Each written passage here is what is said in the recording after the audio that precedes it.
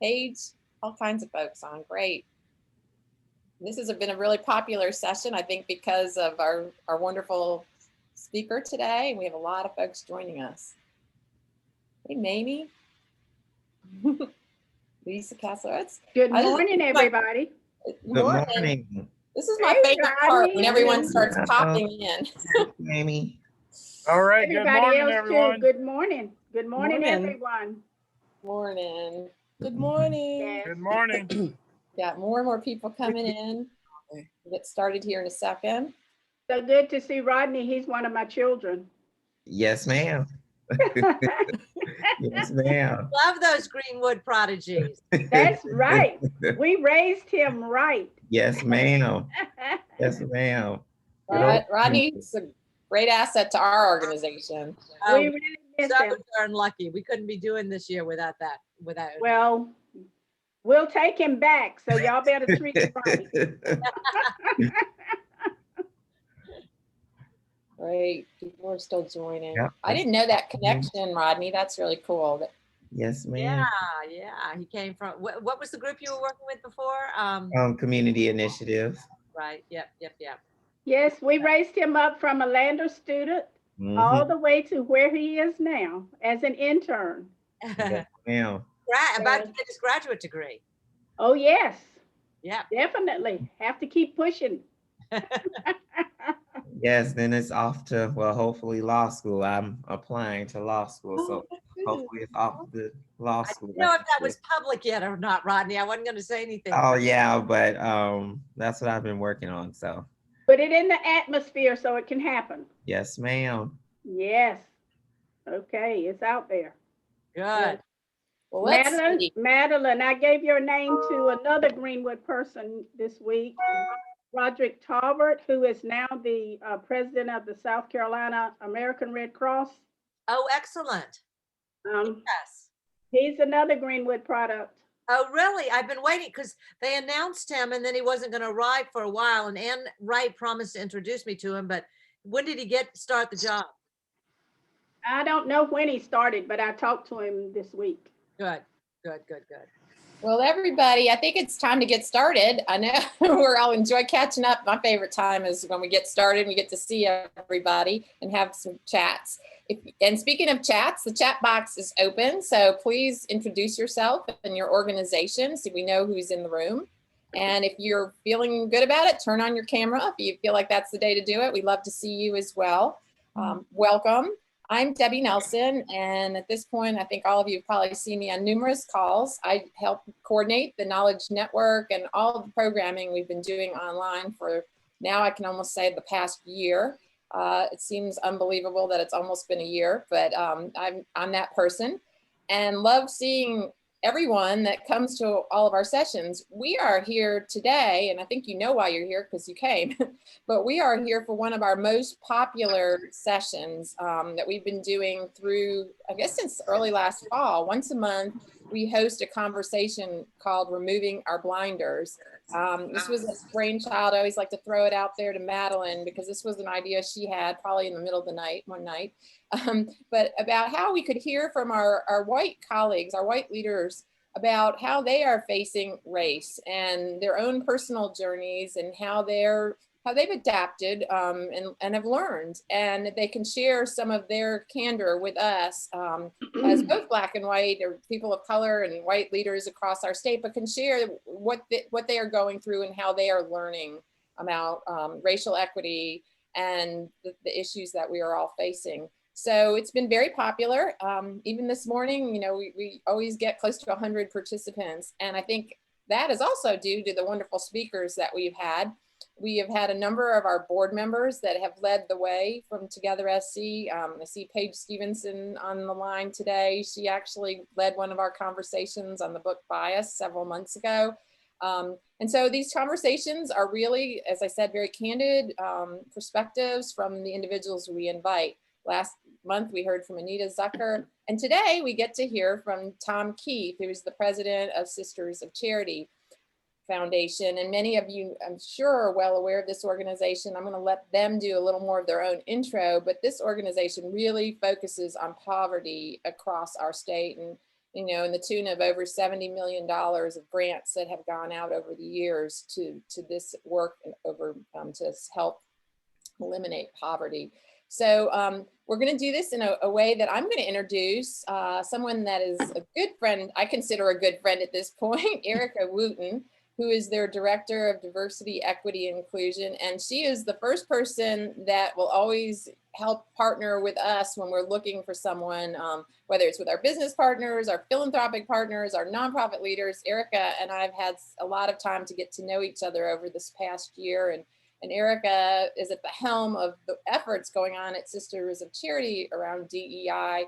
She is someone that I love saying is on my speed dial, but I'm going to let Erica Luke Ponders from State FASA, the South Carolina Coalition Against Domestic Violence. Someone's got their speak. Okay, thank you. So anyway, I'm going to let Erica introduce Tom and introduce the topic for today. So Erica, with that, I will pass the torch to you. Well, thank you so much, Debbie, and thank you so much for those kind words. I enjoy working with you as well. And good morning, everyone. I'm so happy to be with all of you this morning and having this important discussion about the important role that white leaders play in advancing racial equity and racial justice. And thank you to Together SC for making this possible for us to have these conversations. Before I introduce our speaker for today, I would just like to share some data with everyone.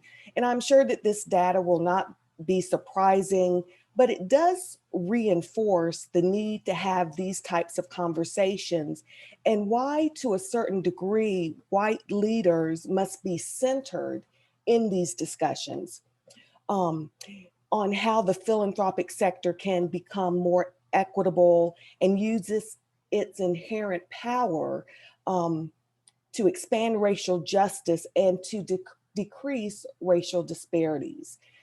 So those statistics that I mentioned, 92% of foundation CEOs are white, 89% of foundation boards are white, and only 7 to 8% of foundation funding goes specifically to Black-led or Black-serving organizations. So if we don't center white leaders in these conversations, it's really difficult to move forward on some of the work that we are wanting to do. And so it also reminds us that race still remains a defining factor when looking at what organizations are getting funding. And it sort of brings us back to where I started about the importance of white leadership helping to facilitate movement and change. So I am very pleased to introduce this morning my boss, Tom Keith, the president of Sisters of Charity Foundation of South Carolina. And I'm not going to go into a lot of Tom's background because Tom is going to do that himself, but I will say that the Sisters of Charity Foundation is a statewide grant-making foundation that supports nonprofits who are serving people who are experiencing poverty. And for the discussion this morning, Tom is going to share his own journey toward a personal and professional commitment to the values of diversity, equity, and inclusion. And then after Tom speaks, I'll talk briefly just about what the Sisters of Charity Foundation is doing directly in the areas of diversity, equity, and inclusion. So without further ado, Tom, I will pass it along to you. Thank you so much, Erica, and welcome everybody. It's great. I'm honored to be able to spend a little bit of time with you today. If you don't mind, I'd like to start with a prayer. And so if you'll bow your heads, please. God of all people, we're grateful for your presence in our lives. Give us courage, strength, open minds, and open hearts as we work together towards making a difference. Help us to learn and grow as people and to care about people who we can help them live better lives. Help us to unite, not divide, to love, not to hate, to understand, not to judge, and to listen and seize the moment with grace, optimism, hope, and love. This we ask in your name, amen.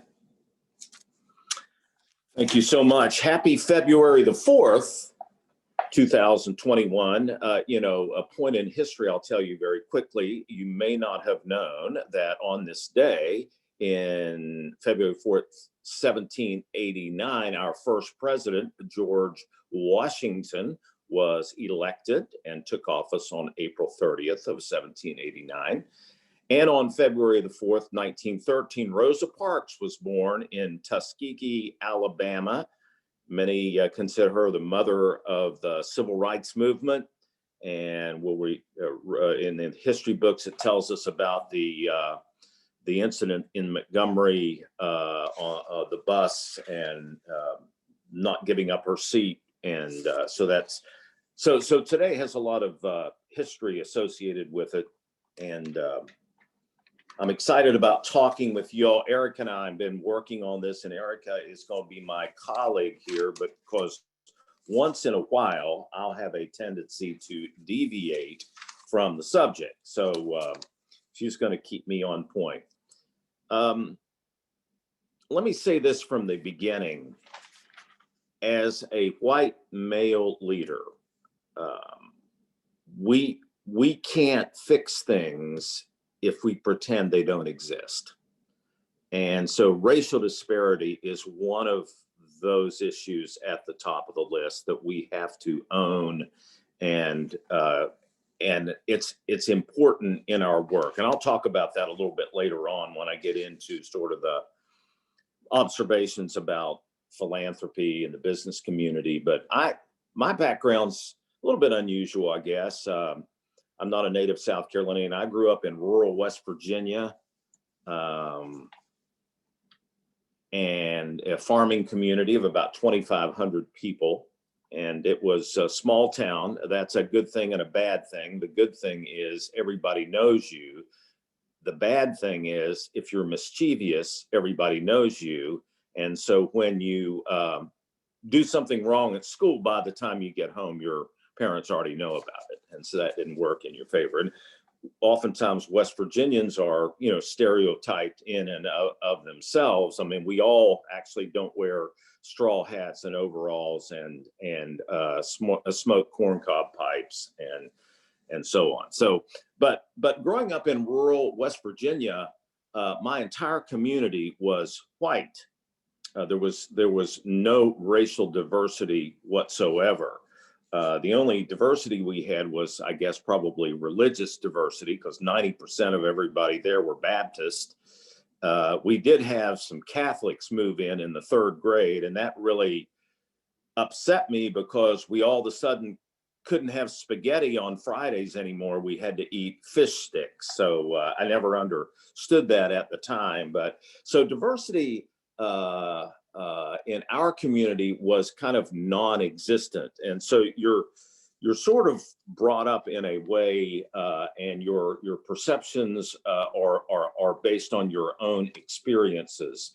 If I experienced racial inequities, it was from a distance. It was on television or in the newspaper or something of that nature. It wasn't personal. And so you don't really understand it if it's not personal. And so in small towns, not only in West Virginia, but throughout the country, I think small towns are often church-centered, the hub of the community. And that was true in my life. So we had a good grounding, but I very much was a product of my environment and my experiences. Went off to college. The college was similar. I mean, it's West Virginia. At Marshall, there probably, 9 out of 10 students were white, not African American. I was in classes with African American students and other races, but it was not, in my view, a sense of any kind of differences or injustices or inequity. I wasn't thinking that way. It was just, cultural, fellow students. So I think it first began to hit me when I got out into the workforce, particularly not necessarily racial injustices, but early in my career, I saw prejudices against people with disabilities. I saw people that were marginalized because of chronic illnesses.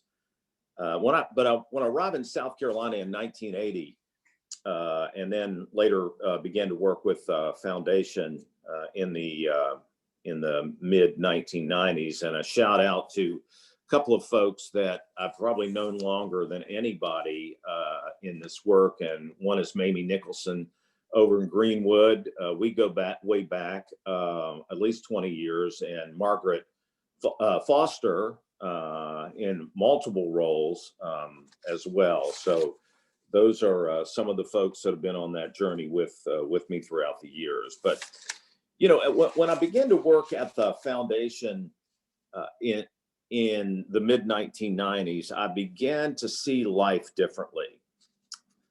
I saw racial injustices in our work in poverty day in and day out.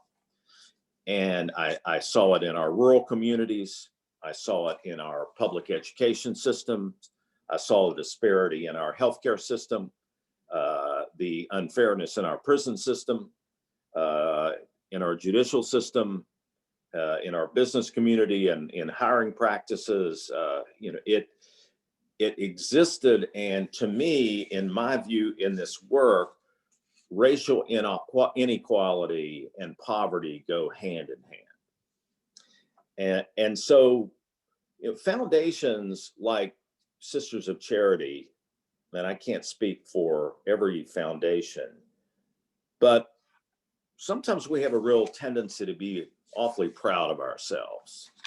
I mean, isn't that wonderful? The Sisters of Charity Foundation have granted nearly $80 million over 25 years, and thousands of grants all over the state, and that's really special. And it's easy, I think, to be satisfied with that. Well, I'm doing my part. Shoot, I'm helping people of color in rural South Carolina, and helping food banks and free medical clinics and everybody else. I mean, that's great. And people tell us they're really proud of what we're doing. It's just really great. And so what's wrong with that? That's wonderful. So we can easily get enamored by, or I guess lulled into thinking what we're doing is enough. But and the other thing that often happens, as I see it in the business community, particularly in the last year, is that people get excited, and it's like, oh wow, I've got to do something. I got to really step up and do something. And so they'll pour money into a program, lots of money. And I'm not going to name any names of companies out there, but in their view, that's a good thing. And in some ways it is, because money can help organizations and people in certain ways. But money doesn't really change anything over the long run. People change things over the long run. So we can't have in this work around racial inequity and diversity, equity and inclusion, there's no quick fix. And there's no quick fix that we can, this isn't an exercise. This isn't a project.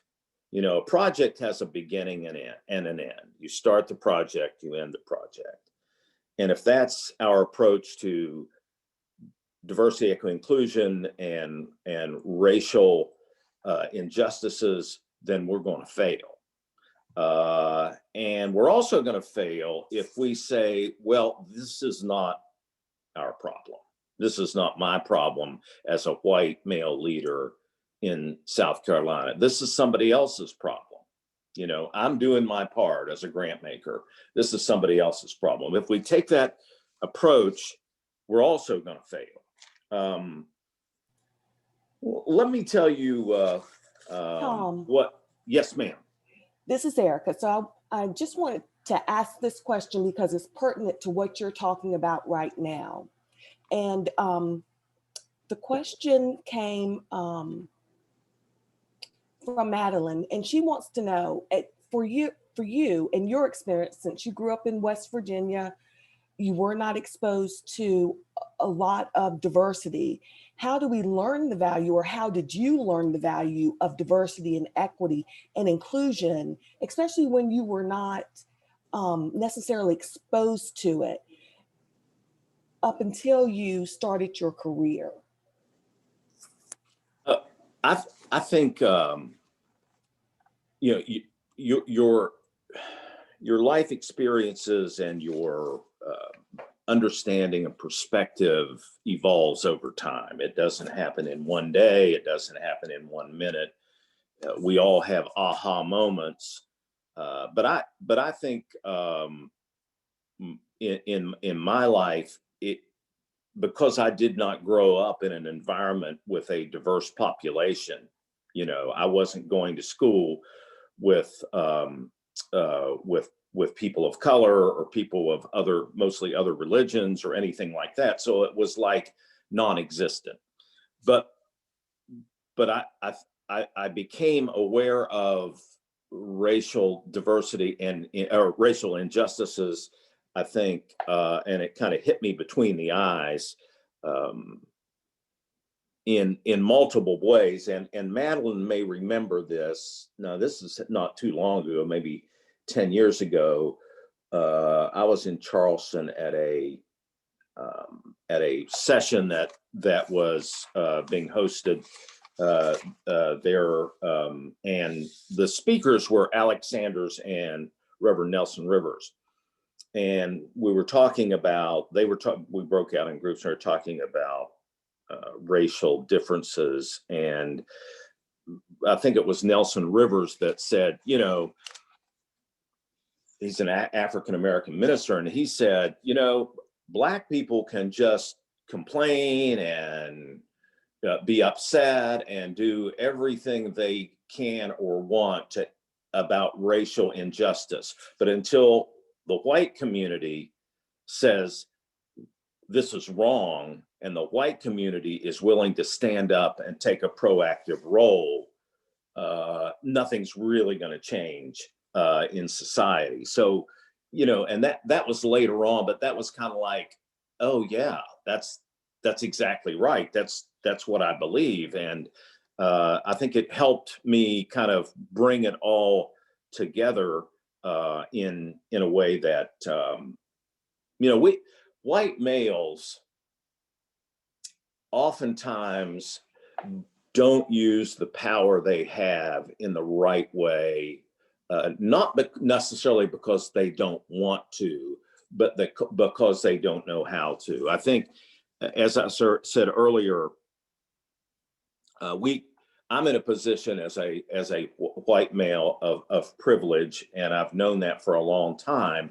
Even though in the community I grew up, there was not really a class structure that was clear. You know, you had middle class, upper class, and lower class, but you couldn't really feel that. It was almost invisible. You know, it wasn't the poor neighborhoods and the rich neighborhoods, and it was all Appalachian. You know, white people were the people that were poor in my community. But as I look at my role, I'm in a position of influence. We've worked hard at the foundation to garner respect. I've been around a long time. We have a relatively large foundation. The work that we do, and we see the disparities every day that I mentioned earlier. If I am unwilling to, as a white leader, step beyond my role as a grant maker and just am satisfied with that, then I'm really not, I'm perpetuating the problem. I'm perpetuating the problem. So here's what I cannot say. I cannot say that racial inequity and injustices is somebody else's problem to deal with. To me, that's a cop-out or a useless excuse. I cannot be deterred by the biases and the injustices and the unfairness and the prejudices that occur in my own white community. I think that requires a level of courage, and it requires a level of consistent courage. My mother used to say, you can go to church on Sunday and then live a different life 6 days a week, and it all doesn't get fixed on the seventh day on Sunday. That, you know, your life needs to be 7 days of living, you know, with kindness and love and compassion. And I think that's true as a leader, as we think about courage of, you can't say you're about helping in the area of DE&I and then go to some party and you play into the racial injustices that occur in some form or fashion. But here's what I can do, Erica. I can own my biases and shortcomings. I can set an example. I can set the tone for the dialogue. I can do my part to earn the trust and the respect of our staff and our board, that it's a safe haven. I'm of a much older generation than all of my staff, pretty much. And so, geez, I could be probably a couple of them's grandfather, you know, if you think about it. But, and that's okay. As long as I own that and I'm willing to learn and grow in my understanding and in my journey. I think oftentimes we are so influenced by outside factors, the internet, the news talk shows, whatever method one chooses to garner their information influences us. And I think we have to take that with a grain of salt, and we have to kind of form our own logical way of thinking. And I think you also have to commit to the long haul. I have to commit to the long run on this issue. If it's attempted to be a quick fix, it's popular now because of the George Floyd situation, so you've got people jumping on board and throwing a lot of money at this issue. Well, the question I would ask, where are they going to be 5 years from now?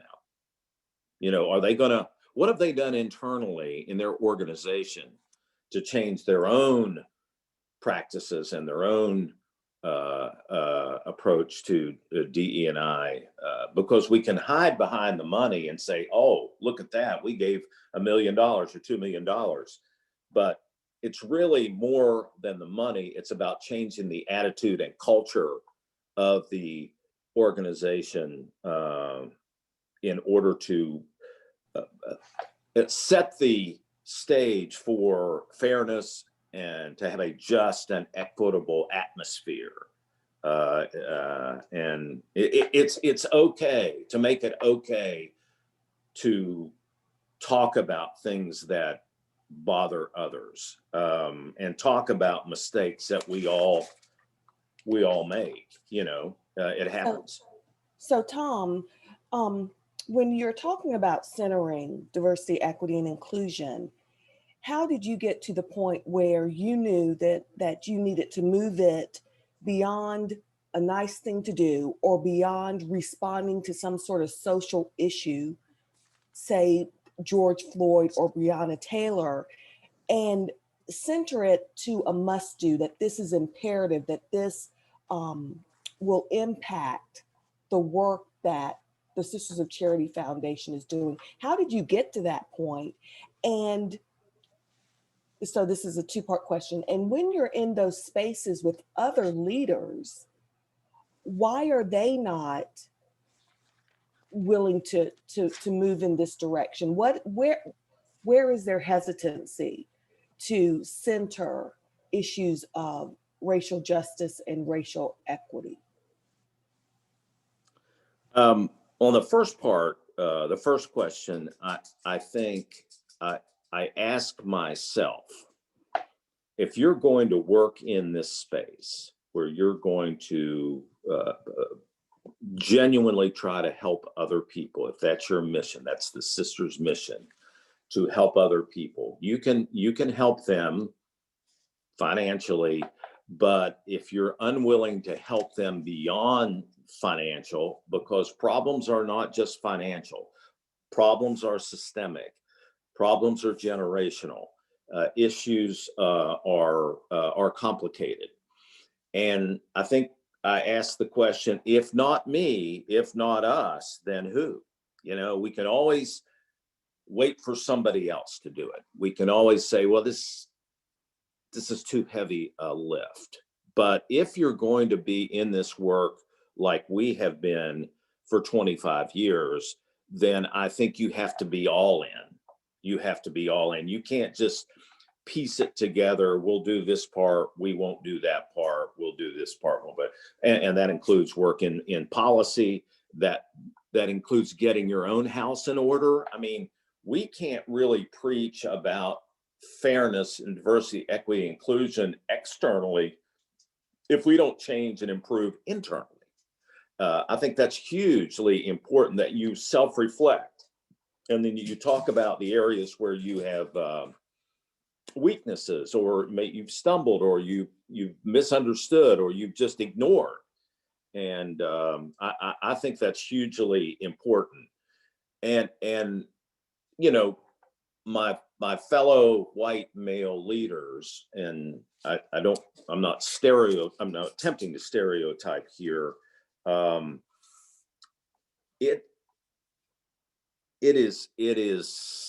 It takes courage, and it takes a willingness to admit that maybe we have not been doing things the right way for a long time. And it's a willingness to say, look, I'm going to change how I do things. I'm going to help change how our organization does things. Hopefully that'll help change how the organizations we help do things. And ultimately it will help change how society does things.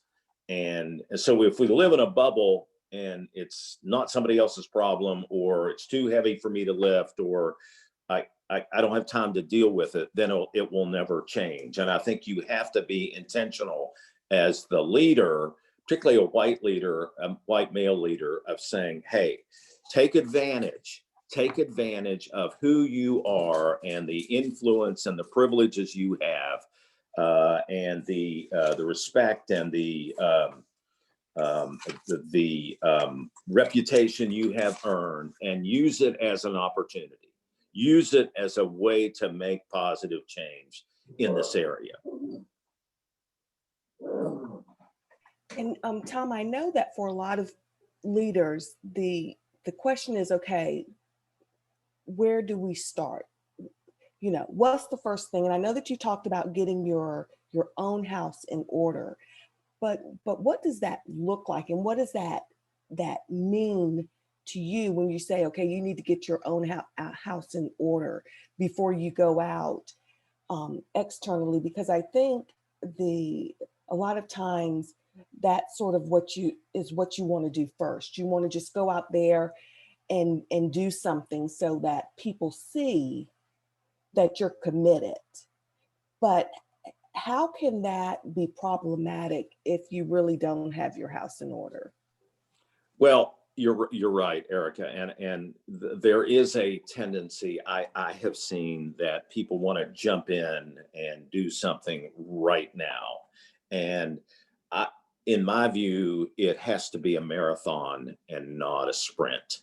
And so if you're going to commit to this DE&I work, you can't jump in and not be prepared. And one of the things I felt like when I say get our own house in order, it says let's peel back the layers. You know, let's give people in our stakeholders, internal stakeholders, board, committee, staff, a way to look at themselves and a way to understand who we are individually and who we are collectively as an organization and who we want to be. And the leader has to drive that discussion in the internal level. It won't happen if I don't support it. It won't happen if I'm passive. It won't happen if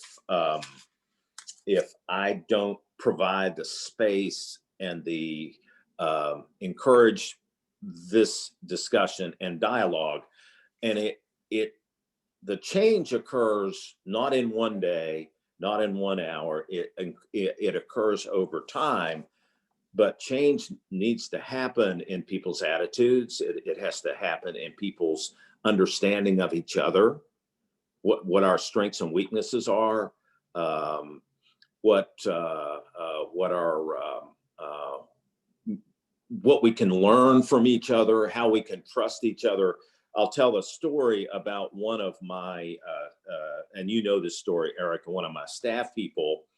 I was on the phone with her shortly after the George Floyd situation. And if people that know me know, sometimes I get real it's like I got a task to finish, So I called her to accomplish the task. Here's what I need. And then I was done, moving on to the next task. But what I didn't do is I didn't say, this has been a tough week for you. If we look back at what has happened in our society with George Floyd and that tragedy and that injustice, how are you doing? And I missed that opportunity. I missed the opportunity to be compassionate and encourage. And it wasn't because I wasn't that way or am not that way. My head was not thinking that. And she brought it to my attention. And that was a great learning experience for me as a white leader is, there are times that you can drive the task because that's what you're doing. But there are times you have to stop and say, what is this person going through? Or what is that person going through? And so it helped me. And I try to do that generally in life, but I think it's important that, it made me aware of a missed opportunity that I had. So when we look internally, we can't say we're for diversity, equity, and inclusion, but we've got hiring practices that don't address that. We can't say we're for diversity, equity, and inclusion if 98%, and it's not, but if 98% of our board members are white males. We can't say we're for diversity, equity, inclusion if every vendor that we purchase from, is led by people by white people in the business. You have to be intentional, and you have to be committed to changing your culture. It's easy to follow the old standard, we've always done it this way. But if you're intentional about that, whether it's, organizationally or in the world of governance, or it's in your staffing, in your hiring, with Erica, you remember when we hired a staff person a few years back? What did we do?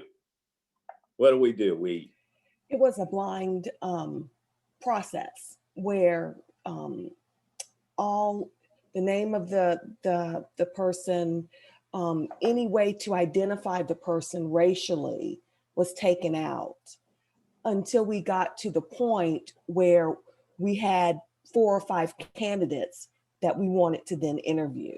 And then, of course, we got their name, we got more information so that we could possibly tell racially who they were. But we went into it really wanting just to make it as equitable and fair a process as we possibly could.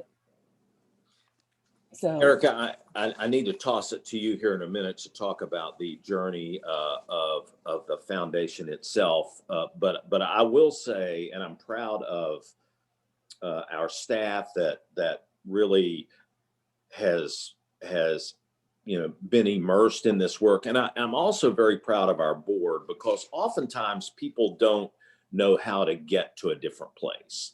They're like, I want to, but I don't know how to get there. And one of the things I think Erica and our team did has provided a pathway for our board and staff to get to a better place. If you look at our strategic plan, one of our pillars, we've got pillars that really drive our vision for the future. One of our most important pillars is around equity, diversity, being inclusive in everything we do, internally, externally.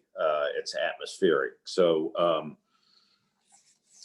Erica, I will toss it over to you to talk a little bit about our own journey as an organization, you as our D&I leader, and then we probably answer any questions that people may have.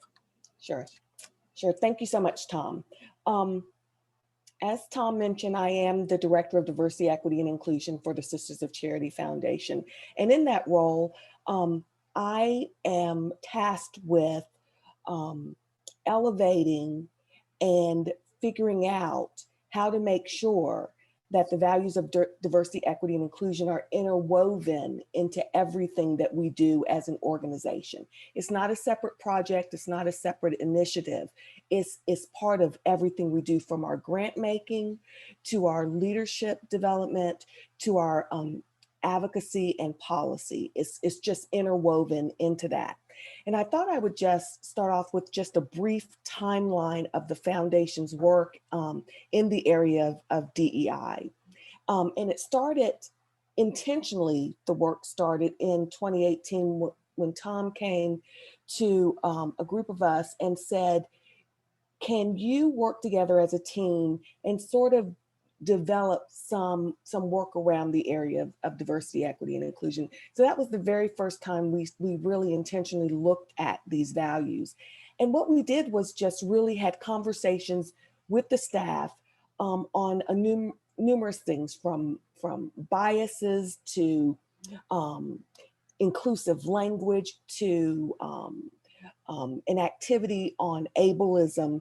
And we just got comfortable talking to each other about difficult issues. And then, as Tom mentioned, during 2019, we had a strategic planning process, and it was a combination of the board and the staff. And we decided that our mission, which is to reduce poverty, was impacted by issues of race, racism, inequities, lack of diversity, lack of inclusion.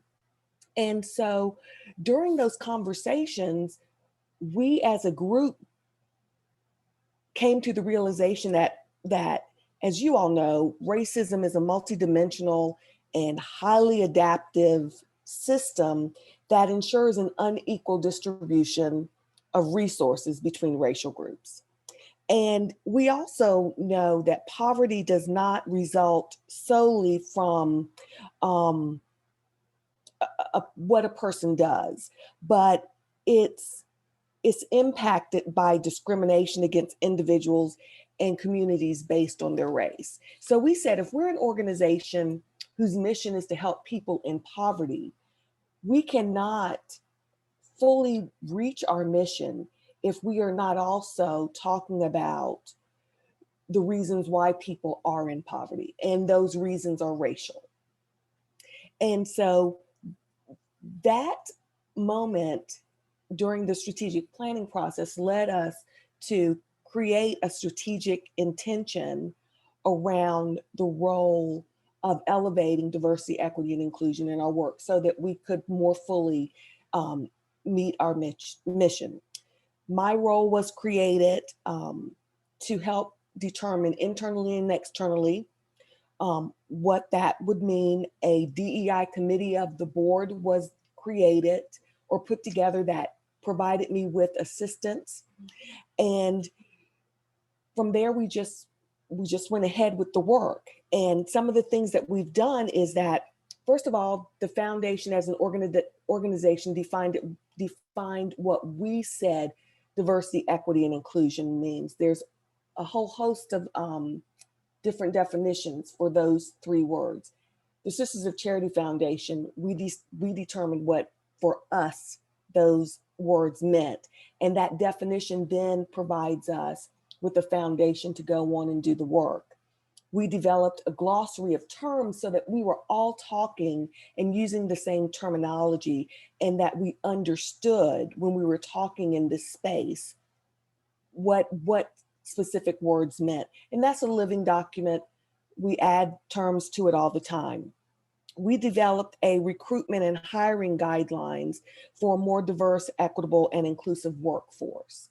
You know, if your workforce is all white or all male, then maybe look at where are you trying to find people, and how can you make that process more diverse and more equitable?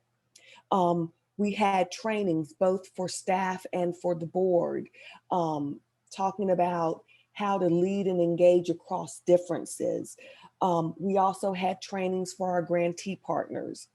And then we just make sure that we are intentional in working in the current space. And by that, I mean, making sure we talk about Black History Month, make sure that we talk about issues that are impacting, from what happened on January 6th to George Floyd and Breonna Taylor, and not shying away from that. And internally, our organizations have these conversations all the time. What Tom didn't say was, after the George Floyd murder, during a staff meeting, we had this raw and real conversation about what that meant to each of us individually, what it meant to me as a Black person raising a Black son. And I was in a safe space with my coworkers so that I could really express myself. And all of that builds the foundation that any organization, nonprofit foundation, or for-profit can then do this work. Because this work is not just, okay, what your organization is doing. This work is also personal for every person. So you have to understand that. And so what's on the horizon for the foundation is that through my DEI committee, we're working on the establishments of a vision statement around diversity, equity, and inclusion, a value statement, and then a commitment statement. Because like Tom had mentioned, when the world moves away from this issue of equity, we need to be committed to it. Because if we're working in the space of helping people who are experiencing poverty, the issue of equity, the issue of racial justice is not going to go away. So as an organization, what are we committed to do in this space so that we make sure that it's not just a project or an initiative, but is really interwoven into who we are and what we're doing. So I'm working on that. And then after the creation of these statements, then that is then going to guide our work and develop where we need to go next. And at the same time, what does equitable grant making look like?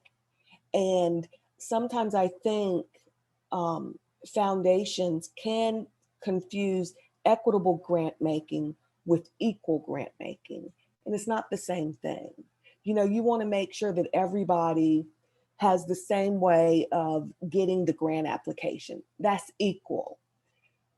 but it's not necessarily equitable. And so we have to have these conversations, and while you're doing a deep dive and looking at yourself, the organization is also doing that as well. And then the other thing that we're doing as a DEI committee is we're also doing peer learning. So we're reading the book, Decolonizing Wealth, and then we're having a discussion about it. It doesn't have to be anything fancy or involved. You just have to start at some point and have a conversation. And then internally, we're also continuing with our peer learning. I'm working right now on a way for the staff to do some work around the 1619 project and the 1776 report that was put out by the previous administration, and then just have a conversation around those two projects and see what they mean and how they come together, and then really just have a conversation. A big part of this work is education and being willing to learn other things. So that is just a brief overview of what the foundation has been working on and what we're going to be working on in the future. And so, Erica, the one thing I wanted to mention too was our President's Fellows program, where we intentionally felt like there was an opportunity for us to work with a local HBCU, Benedict College, because we felt like there were not enough African-American males in particular, the next generation, getting involved or having opportunities in the nonprofit sector or in philanthropy. And so we're, I don't know, maybe our 5th cohort of students that we bring to the foundation. We take them out to visit grantees. We introduce them to our board. They have been involved in various aspects of our work, and they may never be an employee in philanthropy or the nonprofit sector, but they better understand the culture and could serve on boards and be a real community advocate. I think it's been a wonderful partnership, and it's really, I think, helped these these students understand, the world beyond, the campus, and it's helped them really embrace and see the value of nonprofits and the value of philanthropy.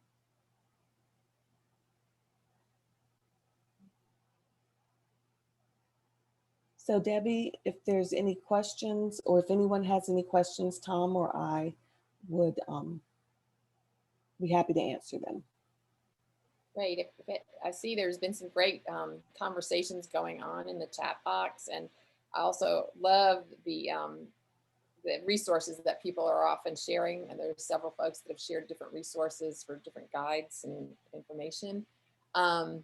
Yeah, if there are any other questions, I'd love to hear from you about that. I'm sort of going through as well, looking, I think what I love hearing from you, Erica, and both you and Tom, is just the specifics of what you're doing. And in your organization, you've done a holistic approach to tackling DEI. And again, if we could emphasize where to start, because I think we're often faced with organizations that just want to get started. What would you say the top way to get started in this work is?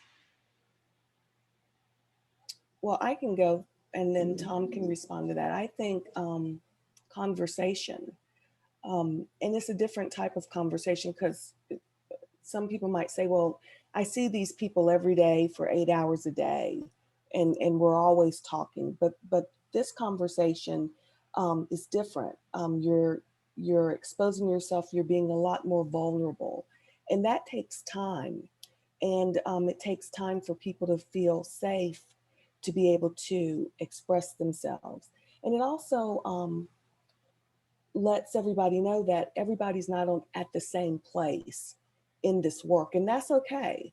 But I think conversation, discussions, is really a simple and easy starting point for most organizations. I have seen a lot of folks responding to that, and how did you originally set the culture how did you create that safe space? I think it was just us having those conversations and not pressuring anyone to share, but realizing that it was no blame, no shame, letting everyone know that it's all right to share your lived experience.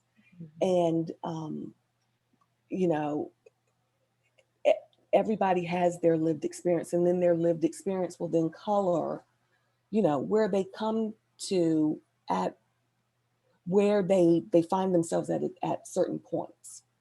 And then just to hear that and to listen and to really listen with openness, with compassion, with humility, and with the belief that everybody really do want to make a change and create a better space for everyone. Erica and Debbie, I agree with that, and I do think building trust is like, you know, foundational to be able to have these conversations. And I think everybody comes from a different place, and we have to understand that. And we're trying to bring people closer together to have a better understanding. So education, ongoing education, opportunities to learn. I'll never forget inviting our board and staff to watch the movie Emmanuel together after a board meeting, and it was hard. It was hard to watch. It was hard to process, but it was also very. We had a group discussion after watching that, and everybody was coming from so many different angles. Everybody was angry or frustrated or sad, but how it affected some people versus others was amazing. And so I think there are opportunities to grow and learn together as a board and as a staff, and you have to just seek out opportunities to do that. And you kind of, in my view, have to know where you want to end up when you start. You know, I mean, you build as you go, but you know what your ultimate goal is for your organization. And things change, but once you sort of have a goal of where you want to be, then you can fill in the elements and the steps necessary to get there. And there are always opportunities that appear overnight that you didn't know about, something to read, an example to discuss, a movie to watch, whatever that is. Well, thank you for sharing that. Wow, that was a wonderful, well, I say wonderful, it was a really empowering experience to have everyone do that together. And did you have an outside facilitator as a result, as you were having that conversation, or did you do it internally? One of our board members, Dr. Ronald Pittner, who is a professor at USC and teaches in the diversity, equity, and inclusion space, he led the discussion afterwards for us. One of the things I'm seeing in the chat box is people are very interested in the glossary, and I'd agree with you that having that language defined for your group and having a mutual understanding is so important. And you said it's a living document. I love that as well, that as things are changing or evolving, you're incorporating that. Would you be willing to share that document with the folks that are on the call today? Oh, sure. I can get that to you, Debbie, to then. Great. Well, thank you about that. I think that this has been an amazing conversation, and I just appreciate so much, well, Tom and Erica, and Tom being so transparent and so open to discuss what's truly a difficult conversation for everyone. And you're in this big format with a lot of folks, some you know and many that you don't know, and we so appreciate you being willing to share with us and handle the questions and really have us all know that we are all on a journey. That we are all at different places, and having these conversations is so important. And I think you've demonstrated just being extremely vulnerable and open to that, which I hope many of us will take away to our own personal lives and our organizations and really take this to heart. seeing lots of great feedback in the chat box, and thanking you. And Erica, as always, you're wonderful to work with, and thank you for your top, taking us through the process, which I think many of us can adapt in our organizations to start. And I know you're always willing to accept questions as well going forth. But Tom, again, sorry, I missed that. My Siri just jumped in, if you heard her on my desk. She really didn't hear what I said. But I just thank you so much, Tom, because I know that you put a lot of thought into this and time, and you shared so much. So thank you so much. And thank you for the longstanding partnership that Sisters of Charity has had with Together SC. I mean, your leadership in that has been phenomenal. And we have worked on so many partnerships together. And I know Sisters of Charity is an organization that truly values its partners, and we value you as well. So I thank all of you. Well, I want to say, Debbie, thank you. And thank you for the opportunity. I mean, if you look across this, list and faces that I see, some I know, some I don't, that, everybody here has a purpose, and they're wanting to, if you're in the nonprofit business, you're wanting to make a difference. You're wanting to serve others. You're wanting to help people live better lives, no matter how that manifests itself. So I think I'm working with people that have good hearts and good intentions and wonderful spirits about them. And if we here at Sisters can help, any organization sort of move forward in a way that's positive and insightful and intentional to improve this discussion within your own organization or within your community, we'd be glad to help you any way we can. And we're grateful for the opportunity to share our journey with you today. Well, and thank you. I can't imagine a better way for closing with that invitation. And also let everyone know that we have recorded this, and this would be a great video to share with board members or others that were not here today. Thank you to Tom and Erica for allowing us to record it. So we will make that available for all of you. And we just look forward to continuing these conversations each month. Next month, Ann Warner, who's one of our board members Together SC, but many of you may know her from her work at Wren. She will be the featured speaker, sharing her background and her journey as well. So look forward to seeing you in the next month in March. And I'm just sort of knowing the date. If someone can populate the date, I should have known it before I closed. But this first Thursday morning in March at 9 o'clock, we will be with Ann. So again, thank you to everyone who was on the call today, and enjoy the rest of your day and keep this work moving forward. Let's all talk about our journeys with others and move the work forward. Thank you. It's March 4th. Thank you, Madeline McGee, who's always on top of it. March 4th, we will be back together with Ann. Have a great day, everybody.